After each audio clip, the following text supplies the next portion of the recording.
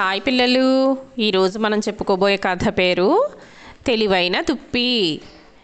బోధిసత్వుడు ఒక అడవిలో దుప్పిగా జన్మించాడు. అతనికి ఒక చెట్టు పండ్లంటే ఇష్టం. ఒక వేటగాడు ఇదంతా గమనించాడు. చెట్టు కింద బుట్టలో పండ్లు అమర్చాడు. దానికి ఒక ఉచ్చు అల్లాడు. చెట్టు మీద కూర్చుని దుప్పి కోసం ఎదురు చూస్తున్నాడు. దుప్పి వచ్చి పండ్లు నోటితో అందుకోగానే వేటగాడు తాడు లాగుతాడు. దుప్పు ఉచ్చులో పడిపోతుంది. ఇది వాడి ఆలోచన.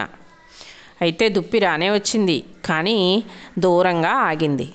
పండ్లు బాగా మగ్గి తీయని వాసన వస్తుంది. ఒకవైపు పండు తినాలని అనిపిస్తుంది, కానీ పండ్లు ఉన్న తీరు దుప్పికి సందేహం కలిగించింది.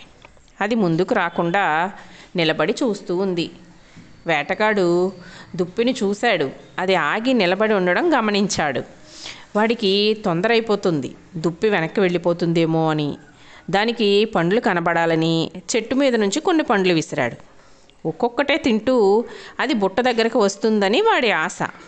కానీ దుప్పి చాలా తెలివైంది. చెట్టు నుంచి పండ్లు రాలితే సూటిగా కింద పడతాయి, అంతేగాని ఎవరో విసిరినట్లు పడవు కదా. ఏదో తిరకాసు ఉందని అర్థమైంది. చెట్టు మీద ఉన్న వేటగాడిని చూసింది, కానీ చూడనట్లే చెట్టుతో అన్నది, చెట్టు చెట్టు, పండ్లు విసురుతున్నావేమిటి? నీ అలవాటు మార్చుకున్నావా? అయితే నేను నా అలవాటు మార్చుకుంటాను. ఇక నీ దగ్గరికి పండ్ల కోసం రాను అంటూ వెనుదిరిగి పోబోయింది. వేటగాడికి దుప్పి చిక్కలేదని కోపం వచ్చింది. గట్టిగా అరిచాడు, ఇవాళ తప్పించుకుంటే తప్పించుకున్నావు, రేపు నిన్ను వదిలేది లేదు అని.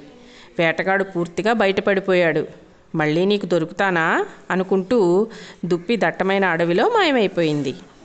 దీంట్లో నీతి ఏంటంటే, మోసగాళ్ళు ఉంటారు, వాళ్ళ మాయలో పడకూడదు. ఆశ ప్రమాదాల్లోకి నెడుతుంది, మనం జాగ్రత్తగా ఉండాలి అని. బాగుంది కదా. ఈ కథ 4వ తరగతి తెలుగు తోటలో ఈ మాసపు కథ అన్నమాట.